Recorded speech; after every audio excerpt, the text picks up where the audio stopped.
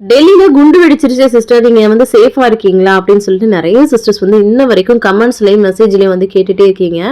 நாங்க இருக்கிற ஏரியால எந்த பிரச்சனையும் இல்லைங்க. செங்கோட்டை பக்கத்துல தான் ஒரு கார்ல வந்து வெடிகுண்டு வச்சு வெடிச்சதா, அது நிறைய இடத்துல அப்படியே சிதறி நிறைய பேரோட உடம்பு, அதாவது தோல், அதாவது சதை எல்லாமே சிதறின அளவுக்குலாம் நிறைய பேரோட உயிர் போயிருக்குன்னு சொல்லும்போது நியூஸ்ல பார்த்துதான் அதெல்லாமே நாங்க தெரிஞ்சுக்கிட்டோங்க.